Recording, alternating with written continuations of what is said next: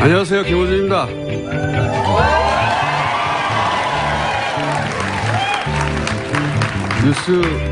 뉴스공장 1주년입니다. 1주년이라고 이렇게 이런 시간에 여기까지 오신 수많은 분들에게 얼굴 마주하고 제가 약속을 드리겠습니다. 국내 1위가 아니라 세계 최고의 시사방송이 되겠습니다.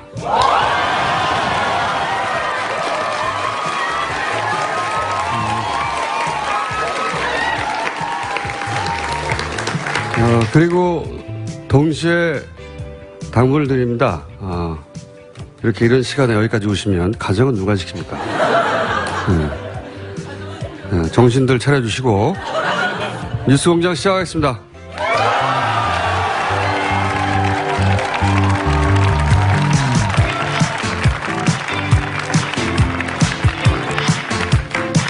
자, 오늘은 특집 공개방송이라 저희가 특별한 손님을 모셨습니다. 지난 탄핵 국면 당시 최고의 풍자송이었고 아마도 이 노래는 길이 남아서 이 시대를 되돌아볼 때 항상 계속해서 소환될 노래죠. 가수 심재경 씨를 모셨습니다. 안녕하세요.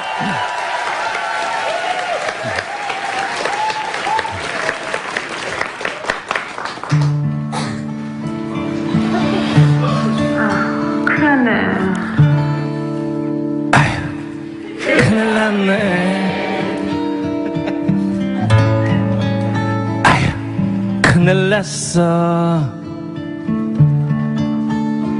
다 죽었네. 다 죽었어. 아유, 그걸 왜 못 막았어. 그걸 그렇게 어떻게. 걔는 그런 쓸데없는 얘기를 뭐 하러 했대. 대체 왜 그런데? 아유, 큰일 났네. 큰일 났네. 아유, 뭐라고 해야 해. 다 죽었네. 다 죽었어. 그걸 얘기를 좀 짜보고. 그거를 이렇게 저기 만드니까. 그니까 이렇게 할래다가 이제 이거를 이제 그렇게 몰아갈 게 아니라 저렇게 된 걸로 저렇게 될 뻔했던 거를 이제 그렇게 했다. 몰아가야 될 될 것 같아. 아유, 큰일 났네. 큰일 났네. 아유, 어떡하냐. 이렇게 하지 말고 이렇게 해야 될 것 같아. 이렇게 했던 저걸로 해서. 근데 이제 그거를 이제 자꾸 않으면 이게 되면은 분리를 안 시키면 분리를 안 시키면 이제 나도 이제 분리시켜가지고 이제 그게 다 이제 다 죽어. 아휴, 큰일 났네. 큰일 났네.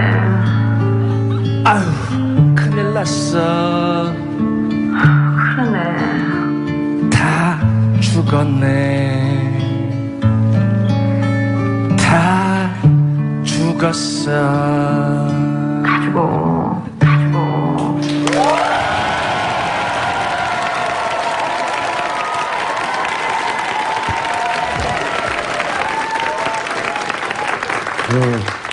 새벽부터 연습한 게 겨우 이거예요? 이분들 다 끌어내. 자, 심재경 씨 들어가시기 전에 혹시 이 음악 발표한 이후에 음반 제안은 오지 않았나요? 음반 제안은 안 왔고요. 음원은 냈는데, 음원 수입료가 아주 저조하게 들어오더라고요. 예. 음반 제안이 오지 않았다. 음악시장 관계자들이 다들 현명하네요. 오늘 여기서 헤어져야 될 것 같아요. 감사합니다.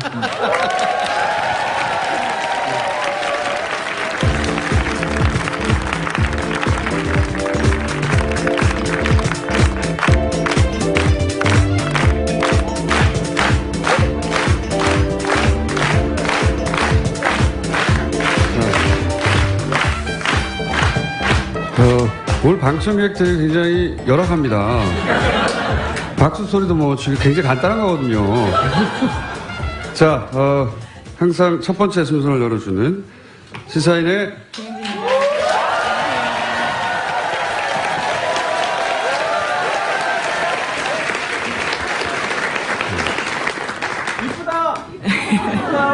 감사합니다. 가족분들 조용해 주시고요. 자, 김은지 기자의 이런 모습 저도 처음 봅니다. 오늘 분장을 했고요. 첫 번째 뉴스는 뭡니까? 네, 국정원 개혁위가 어제 또 발표를 했는데요. 이명박 정부 시절에 국정원이 비판 세력 제압 활동 조사 결과 발표했습니다. 2009년 노무현 전 대통령 서거를 계기로 MB정부 책임론이 불거지자 대응 논리를 개발해서 심리전에 활용한 건데요. 네, 여야를 저 가리지 말고 저 않고 앞을 했습니다. 봐주세요. 왜 이렇게 웃으시나요, 당황스럽게. 네, 댓글 활동들은요, 여야를 모두 가리지 않고 있었습니다. 당시의 여권 인사들은요, 한나라당 홍준표 최고위원들도 있었고요. 한나라당 안상수 대표, 정두원 최고위원, 원희룡 의원도 있었고, 또 당시 야권 인사로는 송영길 시장, 조국 서울대 교수, 최문순 유시민 작가, 이런 사람들도 있었습니다. 야권 인사, 당시 야권 인사들을 공격하는 건 뭐 당연한데, 홍준표, 당시 이제 BBK 공세를 막는 역할을 했던 양반이거든요.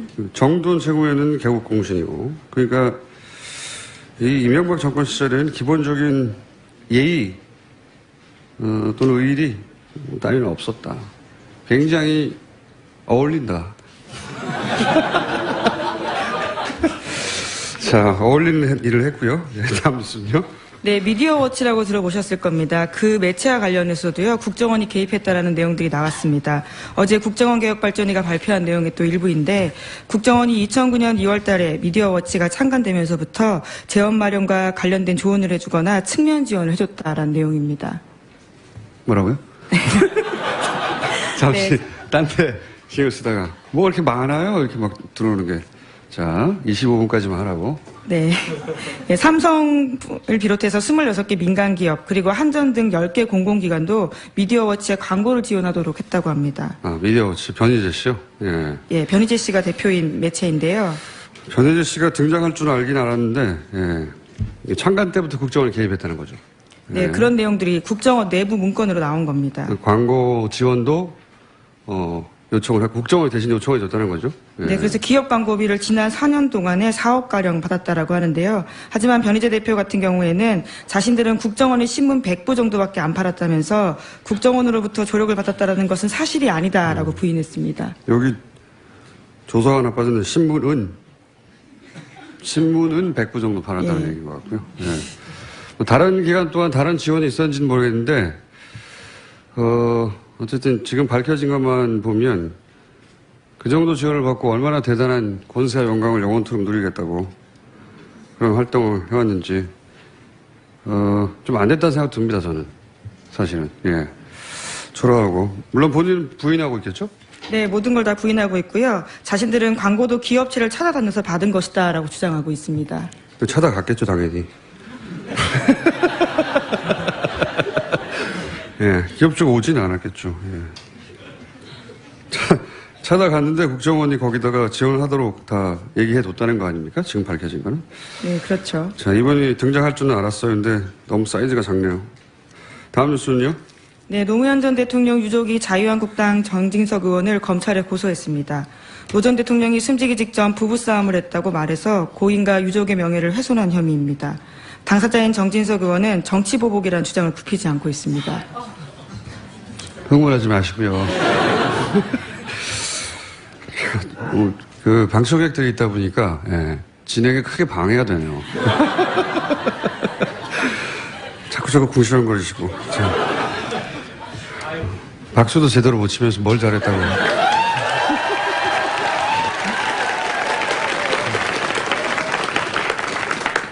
어제 한 얘기지만 이게 일단은 겁나서 그러는 거고요. 자신들이 한 짓을 누구보다 자신들이 잘 아니까. 또 하나는 이제는 이제 피해자 코스프레를 하려는 거죠. 예, 우리를 탄압하는 거다. 정치적 보복이다. 라는 프레임으로 이제 맞서려고, 자해를 하는 거죠. 먼저 나선 겁니다. 예, 일부러 그러는 거고, 예, 겁나서 그러는 거고, 일부러 자신들을 공격하라고, 공격하면 정치적 보복이라고 하려고. 예. 전체적으로 이명박 전 대통령 측과, 또는, 어버이연합 추선희 사무총장도 마찬가지로 정치보복이라는 워딩을 계속 사용하고 있어요. 앞으로 이제 계속 나올 이야기인 것 같습니다. 정치보복이다. 예. 자기들이 먼저 때려놓고 화를 내면 정치보복 하지 말라고 이러는 거예요, 지금. 예. 자, 다음 뉴스는요? 예, 뿐만 아니라 어제 홍준표 자유한국당 대표도 노무현 전 대통령 서거 논쟁을 자제하자라고 하면서도 당시 의혹을 다시 걸어냈습니다. 자제하자는 건 자기들이 자제를 해야 되는데 자기들이 문제를 꺼내놓고 그 논리예요. 예, 자꾸 일부러 이렇게 도발하는 겁니다. 앞으로도 계속될 것 같고요, 한동안은.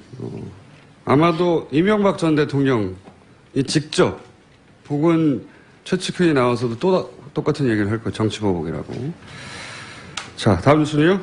네, 대북 관련된 소식도 계속 전해드리고 있는데요. 리용호 북한 외무상이 어제 25일, 현지 시각으로 25일요, 기자회견을 했습니다. 자청에서 한 이야기인데 내용은 이렇습니다.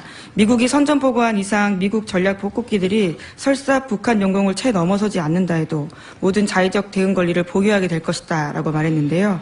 지난 며칠 동안 알다시피 유엔을 비롯한 국제사회의 말싸움이 행동으로 이어지지 않기를 간절히 소원했다라면서도 그러나 트럼프가 지난 주말에 다시 자신들을 자극했다면서 선전포고했다라고 주장했습니다. 말을 잘 들어보면 미국이 선전포고했기 때문에 우리는 자의적 대응 권리를 행사하겠다는 게 아니고 보유하게 될 것이다. 이미 보유하고 있어요. 이미 보유하고 있는데 북한이 성명을 내는 걸 잘 읽어보면 어디까지 진도를 나갈 것인지 굉장히 구체적으로 꼼꼼하고 세심하게 드러냅니다. 보유하고 있다는 거예요. 예. 잊지 마라, 나 보유하고 있다. 예. 보통은 이제 선전포고를 했으면 권리를 행사해야 되죠. 예. 행사할 생각은 없는 것이고, 다만 앞으로 이제 북한이 선전포고를 먼저 했기 때문에 추가 핵실험을 할 수밖에 없다. 이런 논리 전개가 이어지겠죠. 예. 여전히 말싸움 하고 있는 와중이고요. 근데 갑자기 러시아가 등장했어요, 그죠? 네, 관련해서 네. 눈에 띄는 인터뷰가 있습니다. 러시아 NTV와의 인터뷰에서 세르게이 라브로프 러시아 외무장관이 한 인터뷰인데요. 미국은 북한이 핵무기를 보유하고 있다는 것을 확신하기 때문에 북한을 공격하지 않을 것이다라고 말했습니다. 그러니까 자신의 말이 북한의 편을 드는 게 아니라 이런 분석에 모두가 동의하고 있다라고도 이야기했는데요. 미국이 과거 이라크를 공습한 것은 이라크에 대량 살상 무기가 하나도 없다라는 확실한 정보를 갖고 있었기 때문이다라고도 주장했습니다. 이건 뭐 미국을 디스하면서 동시에 북한을 핵 보유국으로 인정한 것과 마찬가지죠. 왜냐하면은 미국이 이라크를 공습하는 대외적 명분은 살상 무기가 있다는 거였어요. 근데 거꾸로 대량 살상 무기가 없다는 걸 알았기 때문에 공습한 거라는 거고, 예. 동시에 북한이 핵무기가 있다는 걸 알기 때문에 이번에는 공격하지 않을 것이다. 핵이 있고 핵 보유국이다, 사실상. 이걸 인정한 거예요. 그러면서 외무성 미국 국장인가요? 최선희? 예. 네, 북한의 대미외교 핵심 실무자입니다. 그 사람을 러시아로 불렀어요. 네, 최선희 외무성 미국 국장이 모스크바를 방문해서 회담을 가질 예정이라고 어제 북한 통신이 발표했는데요. 조선중앙통신입니다. 최선희와 일행이 모스크바를 방문하기 위해서 9월 25일 평양을 출발했다라고 합니다. 이제 미국은 끊임없이 중국이 해법이라고 얘기하고 있는데, 예. 중국 해법이 사실상 벽에 어느 정도 부딪혔기 때문에 러시아로 이 문제를 풀어볼까 하는 것이고, 이건 문재인 대통령 러시아 방문과도 인과관계가 있을 거라고 봅니다. 예. 이게 중국보다 러시아가 굉장히 적극적으로 나서서 이 북핵 문제를 풀어보려고 하는 사인들이 드러나고 있다. 네, 이런 초청은 굉장히 이례적인 일이라고 하거든요. 예. 러시아를 주목해서 볼 때가 됐어요. 이때가 중국만 얘기했는데 러시아가 굉장히 적극적으로 북핵 문제를 자신들이 해결하겠다고 나선 겁니다. 네, 지난 12일에도요, 미국 육자회담 수석 대표를 러시아가 초청해서 중재에 나서려는 움직임을 보였다고 합니다. 이 정도 이제 국제 정세는 뉴스 공장 청취자라면 다 알고 있지 못하겠지만요. 아셔야 하는 겁니다. 예. 대답까지 요구한 건 아니에요.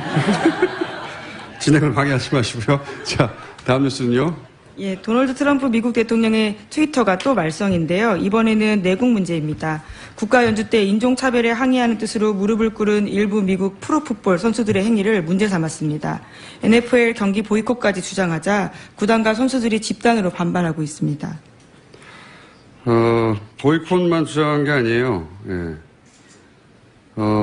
연주되는 동안 이제 미국을 대표하는 스포츠잖아요. 미국에만 사실상 있는 스포츠인데, 그래서 미국인들에게는 미국을 대표하는 스포츠라고, 상징하는 스포츠라고 인식되는 경기에서 국가가 연주되는 동안 무릎을 꿇었다 이거예요. 그래서 트럼프 대통령이 선수들한테 개 XX라고 했어요. 예. 욕설뿐만 아니라 해고까지 요구했습니다. 네. 근데 거꾸로 구단주들은 선수들 편을 들었습니다. 구단주들은 트럼프 대통령에 대해서 비판 성명을 냈죠. 예. 트럼프 대통령 인종차별에 대한 이게 항의거든요. NFL에 워낙 흑인 선수들이 많다 보니까 예, 공식적으로 항의하기 지난달부터 시작됐어요. 이게 어떤 예. 선수가 시작했는데 어떤 선수가 시작했는지 이름을 잊어버렸어요. 예, 지난 8월에 NFL의 샌프란시스코 49어스의 쿼터백 콜린 캐퍼닉이라는 선수라고 합니다. 너무 모욕하네 나를. 도움을 드리기 위해서요. 예, 김은지 기자에게 박수 부탁드립니다.